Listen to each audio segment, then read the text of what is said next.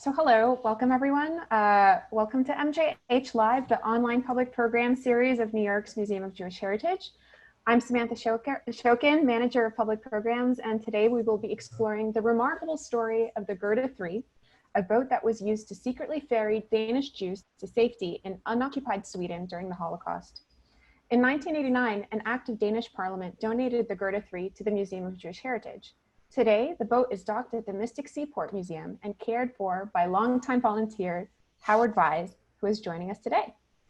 In 2009, Howard left a 35-year litigation career to embark on a 2-year voyage around the North Atlantic, Mediterranean, and Caribbean. Upon completing his voyage, Howard and his wife parked their sailboat on Connecticut's Mystic River, where he began volunteering in the restoration shipyard of the Mystic Seaport Maritime Museum. During that time, Howard learned about the Gerda and became so captivated by its story that he spent the next 4 years not only maintaining the boat, but painstakingly reconstructing its history and the lives of the people who put it to such good use. In the course of his research, Howard traveled to Denmark to locate descendants of the people who carried out the Gerda's rescue missions, scouring Danish archives, gathering first-hand accounts by the rescuers, and assembling a team of volunteer translators to uncover what had been buried in those writings for 70 years. His book on the subject, Henny and Her Boat, received glowing reviews and is available on Amazon and at the Museum of Jewish Heritage bookstore. So welcome, Howard. Hello. Thank you. Good to be here. Great to have you here. And interviewing Howard today is Damian Slattery. Damian is a screenwriter who has written numerous scripts, including A Day in October, which tells the inspiring tale of the rescue of Danish Jews during the war. More recently, Damian has written an English-language adaptation of the classic Danish film, Harry and the Butler, which was Oscar nominated for Best Foreign Language Film in 1961. An experienced documentary writer, Damian has also written for National Geographic TV, History, Discovery, and more, and has worked in publishing for decades at iconic brands like Sports Illustrated, Time, and currently Fast Company. So welcome again, Damian. Thank you, Samantha. Hey, Howard. Hello, Damian.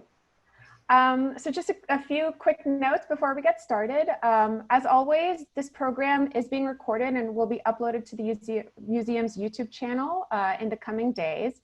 Look out for my follow-up email with a link to that program, and also any relevant emails, a link to Howard's book, probably tomorrow. And at the conclusion of today's program, we will have time for a brief Q&A session. And if you'd like to participate in that, please feel free to submit your questions and comments into the chat box, and we'll be fielding those. We'll have about 10-15 minutes for audience Q&A at the end. So now, before I turn it over to our speakers, I'd like to play a brief video clip of the Gerda Compliments of the Mystic Seaport Museum. So please bear with me while I share my screen and do that. Just a second.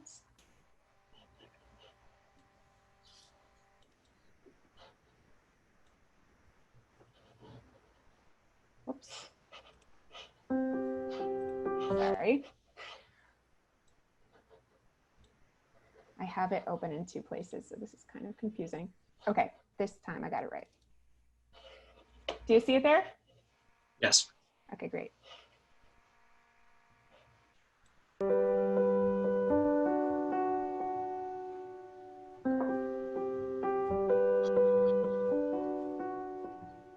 The boat is Gerda III. For 60 years, it served the Danish lighthouse and buoy service, bringing supplies to a lighthouse, pretty much at the mouth of the Baltic. But its real claim to fame was its role in the Danish rescue of its Jewish population during World War II. A rescue that took place essentially over 1 month, October 1943. The Nazis, after 3 years of occupation, launched a plan to capture the entire Jewish population of Denmark over a single night. A fleet formed. Gerda III played a leading role in the fleet for the entire month of October. It made daily clandestine crossings to Sweden. It could take about 10 to 15 people at a time. 300 Jews were rescued by Gerda III alone. Almost all of them were hidden inside the cargo hold, which is pretty small. It's about 10 by 12 feet, and it's never more than 4.5 feet high. In terms of the rescuer side, You had an incredible group, of which a key member was 22-year-old Danish woman by the name of Henny Sinding, whose father was the head of the Danish lighthouse and buoy service.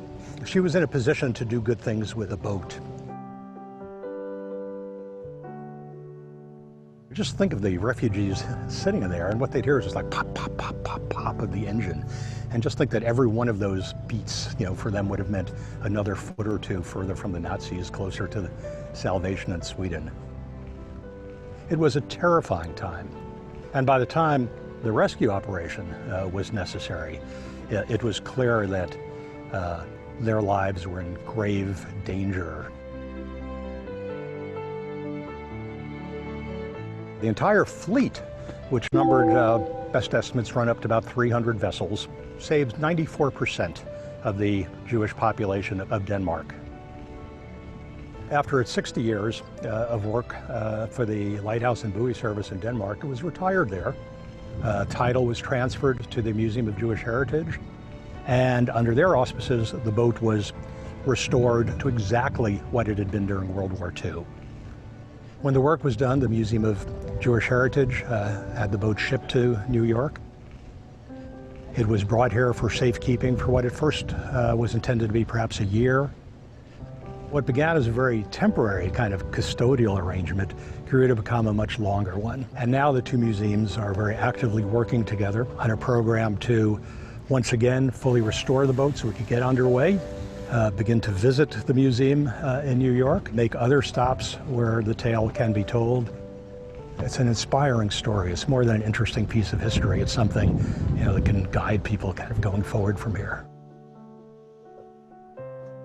So I will stop it there and unshare my screen. And now, without further ado, please welcome Damian Slattery and Howard Vise. Thank you so much, Samantha. Really appreciate it. That was a great introduction of Howard, excuse me, and the video gives a great overview. So Howard, in our time today, what I really want to do is get to the heart and soul of Howard, of the boat, of Henny, this extraordinary heroine, the crew, and her resistance colleagues, and the story itself.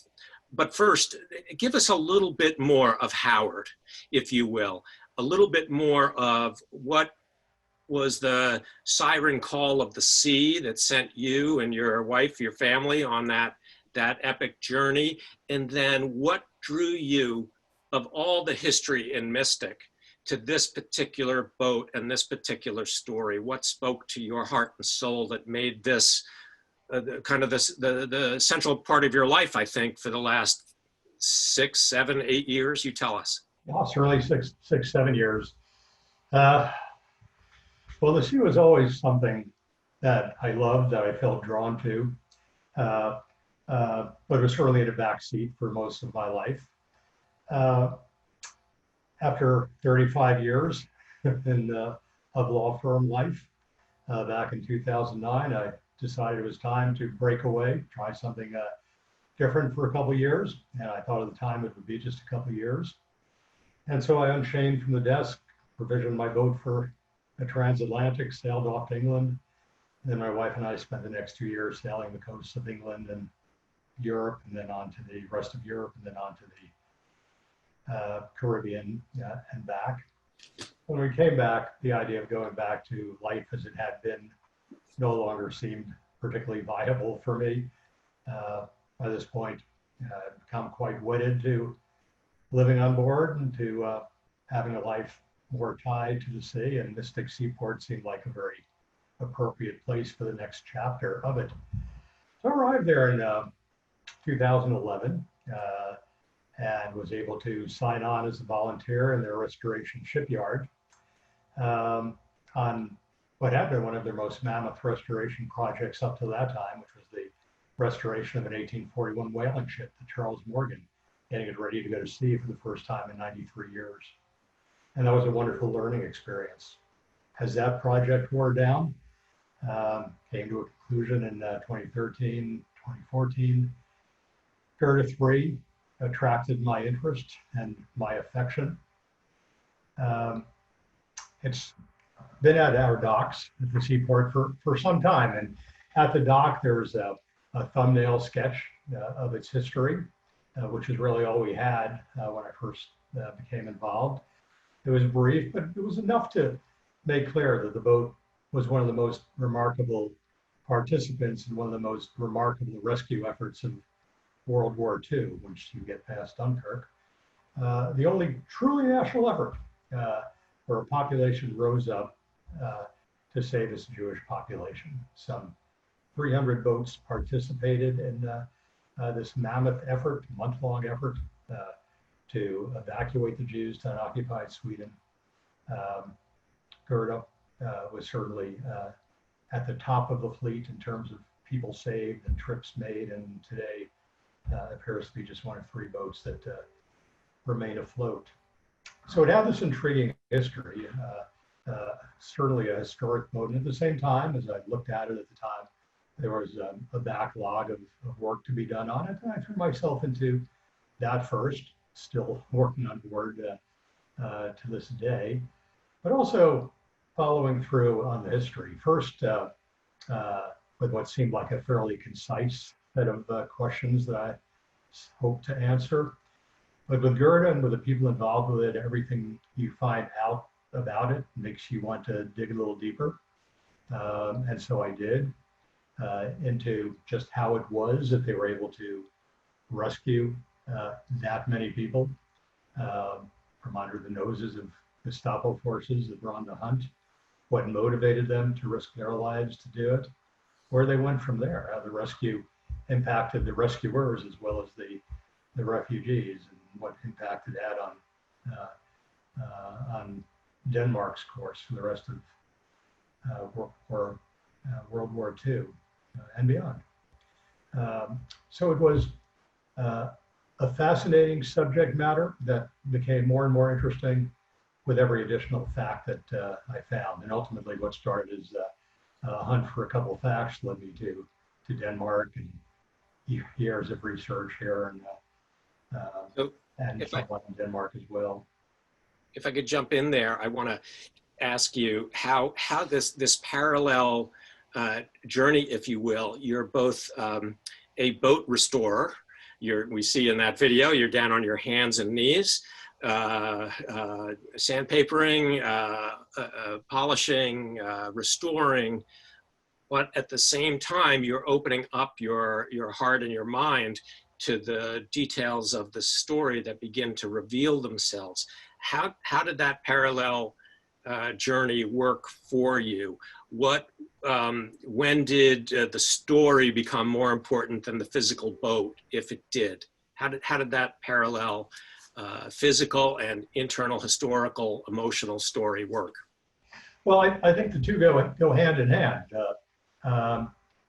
Books, of course, and movies, as you've written, are a wonderful way to convey pieces of history, but boats are also a wonderful way to tell the story and to bring it alive. When you walk the decks that the rescuers walked, step into the cargo hold where the refugees were hidden, lean back against the hull planks that they were braced against, and during these often rough crossings, listen to the engine from across the bulkhead. It tends to bring things alive. They're both very much a part of telling the story, and very much a part of the reason why it's so important to preserve the boat and hopefully get it through another round of restoration where it can not only present that history and bring it alive to people visiting the seaport, but we can bring that story to other people elsewhere. This is a story that you could see resonating with other people at the seaport. There are people who come specifically to see it, and there are other people who come to the seaport with no idea that it's there. But let me know before they leave that they think the time they've spent with that and the connections they've made with that make it the most significant part of their trip, and will be a significant part of what they convey to others. Mm-hmm. It's something that inspires both the boat and the written word, and each kind of builds on the other. Howard, I see you might be, you're frozen to me. I don't know. Are you there? There you go. Good. So let me ask you how, just 35 years a lawyer in the belly of the beast in New York City. Did you have a model boat on your desk? Did you have a view of the water, of the river, or what? There was a view of the East River. Okay. From behind. There was an effort to get out on boats when I could. I had done 2 transatlantics prior to this 2-year departure. Yeah. Wow. But that was the first time I was able to linger and make it really part of my life. So it wasn't the Staten Island ferry. No, but that's good too. Had you went to this effort to write this extraordinary book, Henny and Her Boat, and I recommend it highly to everyone. Howard has done an amazing job. There are numerous books about the Danish rescue and many of the players in that. Howard, had you ever written anything like a book or a paper of such depth? Maybe a legal brief, but anything of this kind, this nature? This was certainly the first book attempt. Legal briefs that we tried to write so that they never read like legal briefs. Good stories was the greater part of my my literary build up to it, apart from what I read over the years. Got it. Okay, so let's I've got one more question about the boat, and then I want to move to Henny. You say in that intro video that this was a lighthouse tender, and that it was part of the lighthouse and buoy service, an official Danish organization. What in that gave it unique foundational benefits to serve the incredible role and the consistent role it was able to play, where other fishermen who helped and their boats were perhaps not as, didn't have those foundations? Talk a little bit about its role, its formal role, and how that became a ripple effect benefit for success in the rescue. Sure. Let me bring up some photographs of the boat itself. My screen has shifted, by the way, Damian. Are we still in side-by-side mode, or? I'm with you, but if you want to share screen, it will shift us.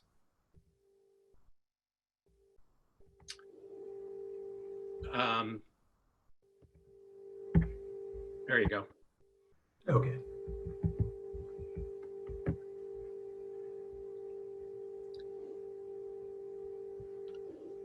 I'm sorry, I'll be with you in a sec. Get this going. Okay. So the boat was the perfect vehicle for this operation in a number of respects. And the rescue group that formed around it was the ideal group. The boat was built in 1926 for the Danish lighthouse and buoy service. And it was a boat that had to go out, regardless of conditions, nearly every day of the year, bringing supplies to a major lighthouse traffic control center in the Baltic, maintaining navigation aids along the Drogden Channel that runs along the Copenhagen coast, the Zealand coast. And you see it in this photograph in its native waters in Denmark, in conditions that were fairly average for the October 43 rescue. Some days, the early days, were significantly rougher than that. And so the first great attribute was simply that the boat was built to take it. It could go out and weather stormy conditions, high seas. A couple of boats that attempted roles in the rescue didn't fare as well, but but most did, and some operated in more sheltered areas. So that was its first major advantage. Its second advantage was the nature of its work, the operations, where it was based out of. It worked out of the Copenhagen area with a reason and ability to leave every morning. I had supply runs with government supplied fuel, which was important. Being in Copenhagen, it was in close proximity to where 95% of the Jewish population lived. And while it wasn't the closest part to Sweden, it certainly wasn't the furthest either. It was about 12 miles short of shore to the closest Swedish port. The actual rescue missions that it took went from 14 to 25 miles, depending on the destinations it seemed and routes it seemed most prudent that day. All of that was in its favor. But the greatest benefit it had was the people that formed up around it. And that's what makes its story so unusual and such fertile ground for explaining what took place. So many of the rescuers are anonymous. So many of the refugees don't know the names of the boats they were on or the names of the people who manned them, because so much of this was done in the dark, and the less people knew about names, the better. But in this case, we were able to put together the people who formed up around it. And certainly one of the key ones was Henny Sinding, who worked at the lighthouse and buoy service, and whose father was a Navy officer who commanded it. She was someone who also gravitated towards the sea and spent a good deal of time on it, and knew what these rescue routes would entail. The crew members were ideal members of the group. They were some of the very few people who had actually worked for resistance during the 3 years of occupation before the need for the Jewish rescue arose. There were 3 years when Denmark had Nazi troops on their streets and warships in their ports, and yet were able to protect, the Danes were able to protect their Jewish population until things collapsed very rapidly in 43, and this operation became necessary. Until then, there was just a low level of armed resistance, very few cells, but there was one in the fishing village of Dragar, about 6 miles from Copenhagen, where all of Gerda's crew members lived, where it was based for most of its peacetime years. And in that early phase, they were already extracting resistance fighters when the need arose to bring them to safety outside of Denmark, and doing other services for that organization. So they were already, they knew they were up to the task of covert crossings, and they had some experience doing it. They couldn't have done it without Henny. She was the person they turned to, and it was fortunate that she was there. She was able to make changes that were essential to carry out these missions. Yeah. Do you have a picture of Henny we could go to, Howard, and then give us a little background of her as a young woman, and as the central figure both of your book and of the work that the boat was involved in, specifically with its rescue of 300. Right. So Henny was certainly a centerpiece of this operation, somebody who enabled the whole thing to function smoothly by putting herself in very dangerous situations daily throughout the month. We have her in this picture as the young woman she was at the start of the war or shortly before, doing what she was most passionate about doing at the time. And we have pictures of her that sort of mark her progress through the war and beyond. There are no pictures of the rescue operation itself. But when it was over, she entered an armed resistance phase, and after a few months needed to be evacuated herself to save her own life. Evacuated to Sweden, where she joined a Danish brigade, which was basically an army in exile. hoping for the day when they would be able to invade Denmark as part of one potential scenario for a D-Day landing. And So, you see her there in that mode during the war, and another in that mode during the war, training for this hope for invasion and the ability to free her country. And finally, after the war. right. So, could you take us through a rescue? She did the boat, and Henny participated in something like 20 or so specific voyages of rescue on this boat. Talk us through a typical night of rescue and through the lens of the role that Henny played. So Henny fulfilled the all-important purpose of making contact with Jews who were, about before they boarded Gerda, already in temporary hiding places all throughout Copenhagen and beyond. So the first mystery in how this all came together was, how did they make contact? How did people ever learn of her? How did she learn of their whereabouts? And this is something that was put together by another person in the story.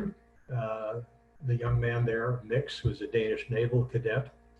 And he cemented Henny with a student resistance group that he had become a part of. They were perfectly situated to make that connection. Most of them were medical students, and as such, they worked in a large hospital complex that spread the word that if Jews could reach the hospital, doctors would hook them up with boats. And until they could do that, put them in temporary shelters and hiding them as in patient wards with fictitious names and charts.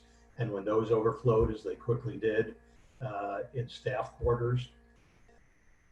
They were also involved before the rescue in underground press activity, which connected them with a bookstore that became another way of linking, another place for linking refugees with boats, and then an organizing center for armed resistance.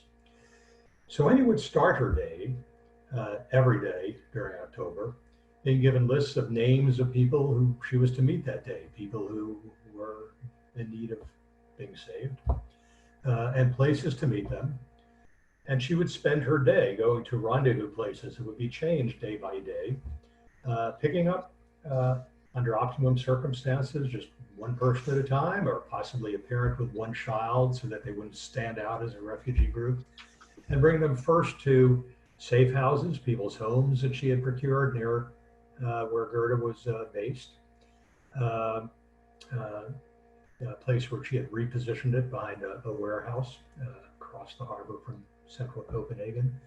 And there in these safe houses, they might spend 3, 4, 5 days until you reached a night where it appeared they could be fit on board the boat the next day. And at 1 a.m., after consulting with the crew, she'd make another set of rounds to these safe houses, bringing the people to this warehouse and up to its attic, where they'd spend 4 or 5 hours from 1 in the morning up until the earliest pre-dawn hours, when the crew could appear to be doing anything by way of their normal occupation on the boat. And then, as one 14-year-old refugee described in detail, she would bring everybody down to the first floor of the warehouse, just inside a gate, where they looked out across a one-lane road and at the boat maybe 14, 15 feet away, seeing that as their salvation for many, probably harboring the first thought in days or weeks that they might get out of this alive, and seeing one more obstacle that Henny had to get them across, which was 2 armed German sentries who would be marching up and down the dock, crisscrossing or coming together at Gerda, reversing and going to the opposite ends. The crew would signal her when the time was as good as it was going to get for the next person to come across, and she would literally propel that person out to run to the boat, where a crew member would take hold of them, put them down into the cargo hold. And when there was no one left except babies and children too young to do it themselves, Henny would run them back and forth. And finally, when all were aboard who there was room for that day, the crew would put hatch covers on top and load that with as much heavy gear as they could to discourage searching. And then in a final step before they could leave, these two sentries would come aboard for a daily ritual, checking the crew members' ID papers and permits. The crew was smart, and they tried to make this a friendly encounter, giving them a beer, toasting each other's health. The sentries sitting on the hatch covers with their feet inches above the refugees' heads. And finally, the crew could untie from the dock and head out on one of at least the two routes that we know of. Again, 14 to 25 miles to up to 4 hours at sea. Sometimes in rough conditions, sometimes more gentle, very rough at the beginning, for a tense crossing, where things they had to contend with, had to worry about, were presence of German patrol boats, the possibility of hitting mines, as one boat did offshore during the first day of the rescue along its route. And the fact that for much of these trips, more than the latter half, they'd be clearly going in directions that they weren't authorized to go, in Swedish territory where they weren't authorized to be, and basically out of excuses. So it was a matter of getting there as fast as they could, as fast as the conditions were allowed, unloading the people onto shore as quickly as possible, and then reverting to its normal duties before too much suspicion can be raised. So it was a tense process, perhaps tensest of all for Henny, who had to, throughout the process from rendezvous to boat, escort people through streets that were patrolled by German troops, and in this period, extra Gestapo agents, and make it all work. It was truly courageous. Yes, some of the details that you write about in your book, Howard, I just want to tick through that list of names and addresses she had to memorize anew each day, because she couldn't take a piece of paper with her that would, if captured, give away her plan and steer Germans to the exact places where they could capture. She hand carried the youngest children who had been provided sedatives because they were nervous and scared, and so that they could be, they would remain quiet. Then there's this, you steered me to it. There's the United States Holocaust Museum has an oral history that Henny gave in 1994 as part of a series of Danish rescue interviews. And she has the steeliest eyes, the most solid soul.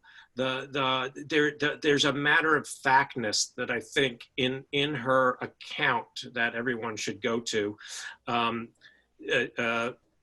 speaks to the Danish culture, the Danish approach, the Danish perspective here. We've got some questions pinging around on our Zoom here, and some of them are about that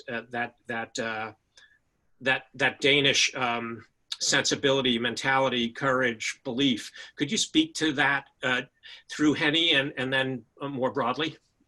Yes, I think, by the way, just picking up on your comment, I think even in this photo, without the ability to really see those steely blue eyes, there's certainly a projection of determination, of confidence that must have meant the world to the people she was ushering through this process. But yes, on this broader Danish mentality, philosophy that she so embodied, it's an essential part of this story and what I'd like people to take away from the story. The rescue wasn't just the 1 month that people were out on these vessels crossing the Øresund to Sweden. It was a 3-year process before that, during which Danes managed to insulate their Jewish population from all the forms of persecution and stigmatizing, demonizing that were taking place in Germany and throughout the rest of occupied Europe.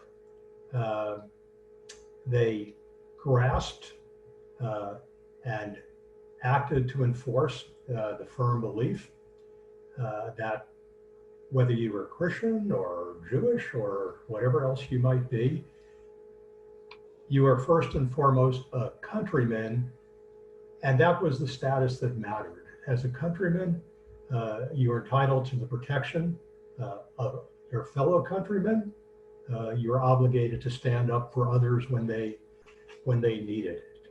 And Henny commented in that videotape, the interview that you mentioned, that she needed no prodding when the need for the rescue arose, that she was, in her words, furious that the Germans would attack her fellow Danes, the Jews. And she and so many others simultaneously launched efforts to step to the rescue. And it was something that had to be done instantly, simultaneously. After this 3-year period of defending the Jews in place, as things broke down between Denmark and the Nazis on a number of fronts, the Nazis launched a plan to capture the whole population in a single night, and word of that got out just 72 hours before it was to happen.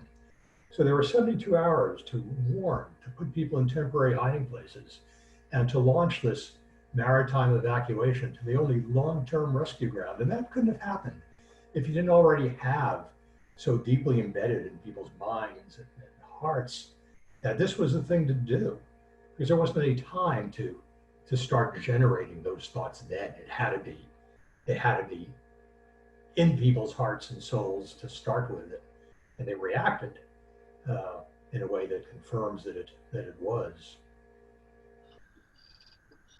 Howard, one of the questions that I saw in the thread is about how some of those collective 300 boats that participated in the rescue, some of them making multiple trips, that certain captains or fishermen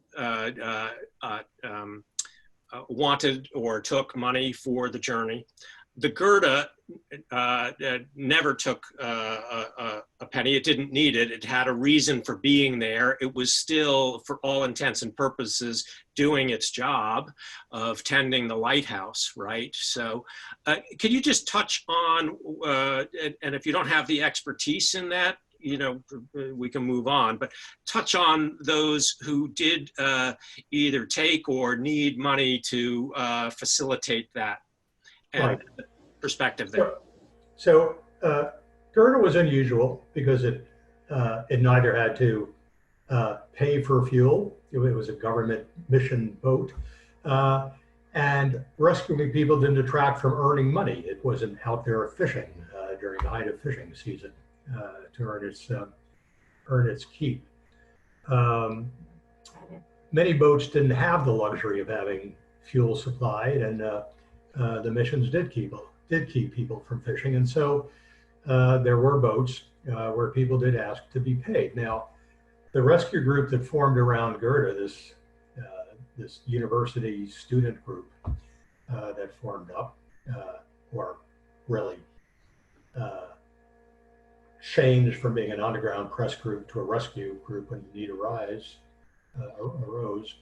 they anticipated that, and they dealt with it by sending members of their group to estates around Copenhagen and raising what turned out to be far more money than they actually needed to provide those fees for people who they were ushering onto other boats, to fishing boats who another person kind of brought into their operation. And up and down the coast, resistance organizations that were being formed and built around this rescue effort enforced a kind of price control so that people weren't gouged. And other mechanisms were created to provide funds for people who didn't have it.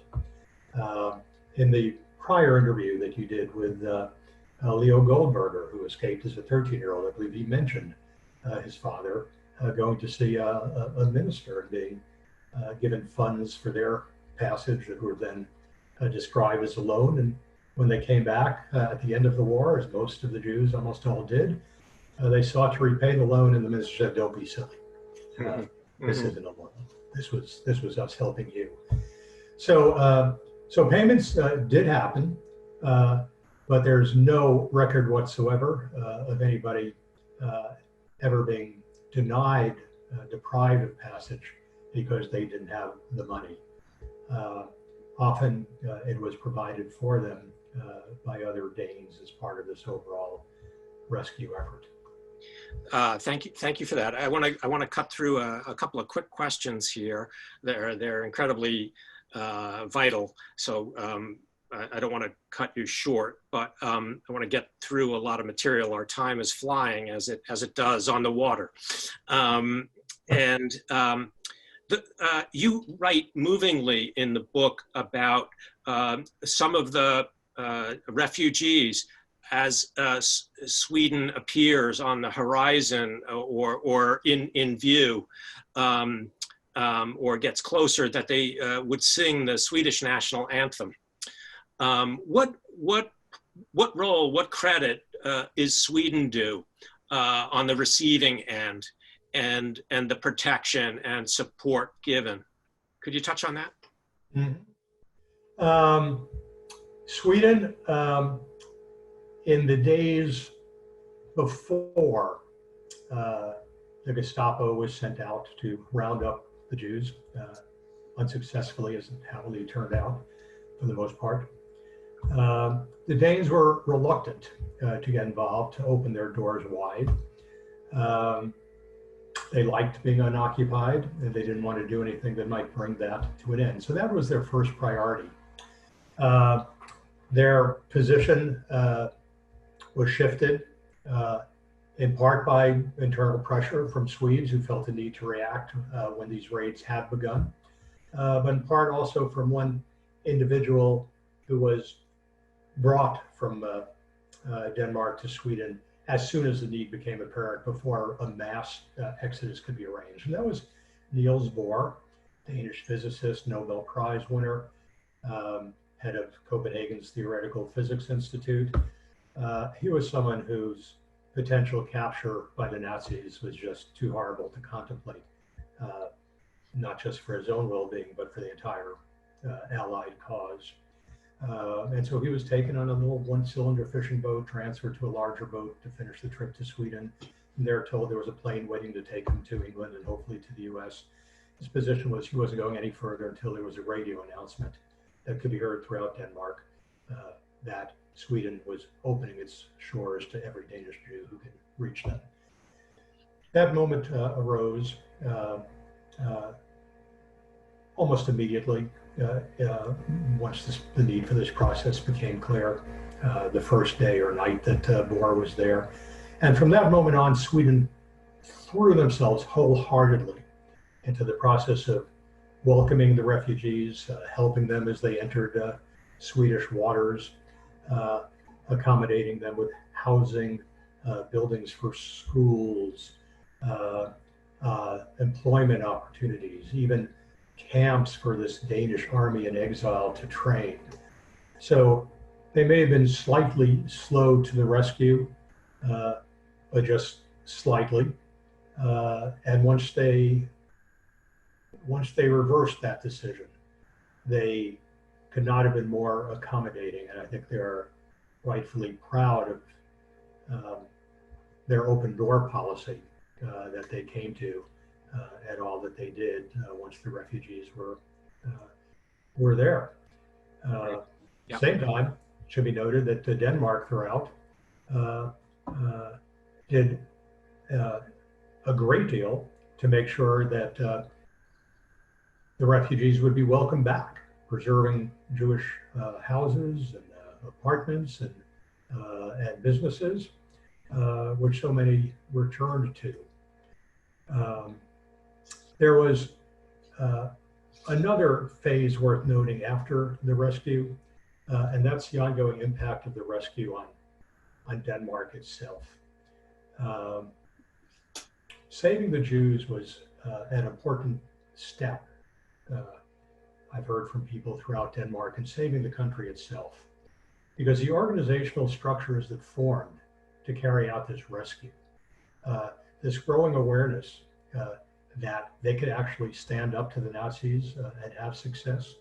And I think on the individual level, awareness of what people had within themselves, what they were capable of doing, and the necessity of teaming up and testing other individuals and finding out who you can trust and rely upon. All of this led to a position where when the rescue was over at the end of October, many people went back to what they had been doing before. Fishermen went back to fishing in many cases. But groups like the one that formed around Gerda took another step forward into an armed resistance phase, which in the context of the Gerda group was an extraordinary phase. Over the 4 months following the rescue, Henny and Mix and these so recently medical students blew up 22 major industrial sites that had been converted to making equipment for the Nazis. And this was all going on throughout Denmark. Henny and this group were a representation on a rather great grand scale of what was happening throughout the country. And I think that shifted, not just, didn't simply pose an impediment to what the Nazis were seeking to get out of Denmark, but I think it changed this kind of self-concept of the nation, and rightfully so, sent it into the post-war world in a different position in terms of its self-respect and its respect in the Allied world. So it was an ongoing thing. There was a moment in Henny's testimonial in that oral history where the interviewer asked her about returning to Denmark as the war has ended, and the disappointment that they didn't get the chance to fight further. Again, spoke to this kind of courageous, this heroine of the Holocaust spirit that was not only in Henny, but in her colleagues. And we're gonna pivot shortly to questions, more questions from the team through Samantha, from our followers and fans out there. But I wrote down, Howard, what you document and the sheer audacity of this endeavor, of this rescue, not just by Gerda. You say on September 30, 125, October 1, 100 rescued, October 2, 250 rescued, October 3, 300, October 4, 400, 550, 6 and 7 of October, 700 a day, October 8, which was Yom Kippur Eve, 1100, October 9, Yom Kippur Day, 1400. And all the threats, you document how upwards of 400 Danes are memorialized in this grove of remembrance, that while there are questions and some think there was, the Germans gave a pass here and there in some instances because they were, some Germans were perhaps more friendly with the Danes than others. People lost their lives. You wrote that 20-some Jews drowned in this effort. There were mines in the Sound. There was danger around every corner. And this is the true great escape of World War II. And your documentation of it through this extraordinary vessel and through the eyes and heart of Henny is an amazing story that people should go deeper into. They should get your book. They should watch her oral history, listen to her oral history, and they should visit Mystic. Tell everyone on what they need to do. Can they get on the boat? Do they need to make a reservation? Can they just knock on Howard's door? Are you going to give them your email, your cell phone? What does one do to come and live this history that you've shared today? Yes, well, Mystic is wide open to the public. The boat is on display at a dock as you first enter through the visitor reception center. The boat can't presently be boarded. It's not set up for that, except occasionally by special arrangements when people are placed on the deck to assure everyone's safety. But it sits a few feet off the dock, very visible. Many days I'm there doing work myself, and I'm happy to to speak to people when I am. You're not giving out your cell phone number, Howard, I guess. That's In okay. the book, there is an email address that people could contact me at. Excellent, because I think you'll get flooded if you did that.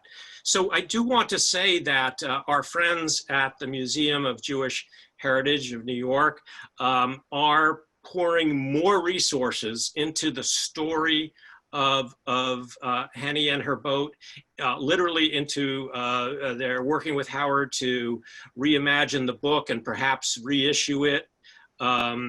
They're working on raising funds to restore it. They're working on curriculum, on building 3D models, an exhibit that could be an exhibit focused on children and help them hear this shining light, this ship of salvation story. I call Howard Captain Salvation. But I think this is an amazing story. It's a boat, but it's living history, very much so. And Howard, you've done an extraordinary job. Samantha, come back on to the screen, but Howard, I give you enormous credit for these years, 6, 7 years that you've gone through multiple pairs of deck shoes, of your knees. I don't know how they survive. You brought your heart, your soul, your knot tying, all of it to this amazing story that is so at the heart of what the Museum of Jewish Heritage stands for, which is, as you said, bringing this to life for future generations, for more people to learn from it. So kudos to you, and I'm please chime in, but then Amantha, pick it up and maybe we can answer more questions. Thank you for all that. It's been a tremendously satisfying endeavor. It continues to be. Samantha, I am going to hit share screen, I think. Oh, I unshared your screen for you. Okay. Yeah, so we're all set. We have time for just a couple of questions, and I'll try to get through as many as I can. I know a lot were coming in, but if anyone's question is not answered in this session today, I encourage everyone to go out and purchase Howard's book, Henny and Her Boat. It is available on Amazon and in the museum's bookstore when we eventually do reopen. So Howard, this first question is about how the refugees managed to keep the rescue operation under wraps. So how were the refugees first informed of the plan? And how did they keep it a secret from Nazis and other locals? Mm-hmm. So the refugees were certainly on a need to know when they needed to know it basis, because the rescuers could never be sure who was genuine and who might have been an informer, an infiltrator, or some such thing. So you would. Well, let me use the example of two teenagers who were rescued on Gerda. In each case, the contact that put them in touch with a boat was a doctor at a hospital. They would be brought to a rendezvous place in most cases, not even told where that was going to be in advance. There, they would be met by Henny, occasionally by a crew member, who would know to look for them. They wouldn't know the names of who they were meeting.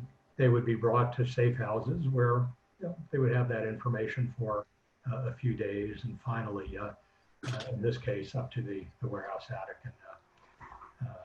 and onto the boat. But most people, even after the rescue, couldn't have named the boat they were on or the people who had just saved their lives. And afterwards, by their choice, most of these rescuers remained anonymous. It was just part of the character that this was nothing to seek individual honors or gratitude for, that they did it as a nation, and of course they did it as a nation. What else would you do? Well, nobody else did it quite to that extent. So secrecy was paramount, which has been a great challenge in tracing the history of this all. finding things which had existed at all as in an impossible language, and generally was never reduced to paper, but it made for a great detective story, and that's sort of ongoing. Yeah, and we're so grateful to you for embarking on that detective story. Here's a quick question, actually. So, can you tell us if Henny was recognized as righteous among nations by Yad Vashem?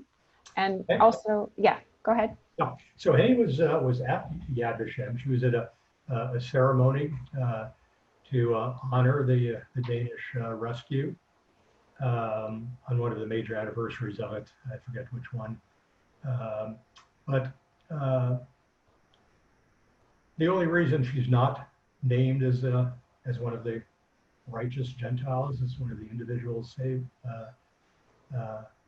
people who rose up, put themselves on the line to save the Jews, is because, again, it was their preference, their firm conviction was that they did this as a nation. They were happy to be recognized as the Danish people or Danish resistance. But somehow it just didn't sit well with them to be individually recognized as much as they deserved to be. But yes, her contributions have been noted through her presence and the ceremonies that took place at Yad Vashem. Thank you. And how old was Henny when she completed the rescue mission? She was 22 when she did all this, and it was a very tumultuous 22 years. It encompassed so much. I guess wartime compresses a lot into a short period.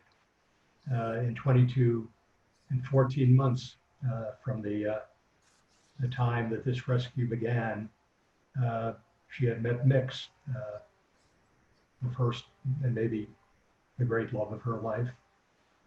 They went through this rescue together. They went through this sabotage spree together. They were evacuated to Sweden together.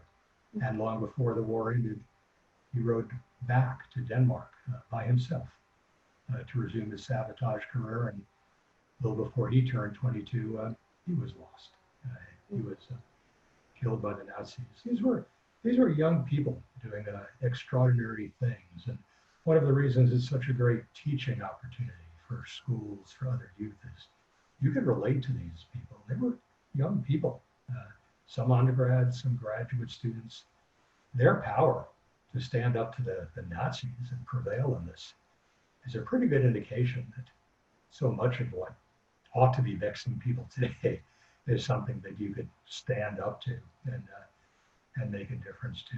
They're at the same time, they're incredibly heroic figures, but they're not one-dimensional heroes. They're fully fleshed out people that you could relate to. And I feel I've developed this kind of a relationship, this tremendous affection for Henny, who I'd love to have met, but narrowly missed that opportunity. Absolutely. So we are just about out of time. I know we have so many questions that we didn't get to. Apologies, but once again, all the more reason to go out and buy Howard's book, Henny and Her Boat. I will send a link to Howard's book, as well as a link to today's recording, to all of today's registrants in my follow-up email, which will go out sometime tomorrow afternoon. I want to once again thank our speakers for today, Damian Slattery and Howard Vise. This was such a pleasure. The story was incredible, and I encourage everyone as well to visit the Mystic Seaport and see the Gerda III in person. And also come visit the museum. We are soon to reopen, so look out for that announcement in the coming days. Thank you, Samantha. Thank you, Howard. Thank you, everyone, for joining us. It was a pleasure to have this conversation with you about such a bold and wonderful topic. It was a great pleasure. Damian, Samantha, thank you so much, and thanks to everyone who tuned in. Thank you. Take care. Thank you. Bye-bye.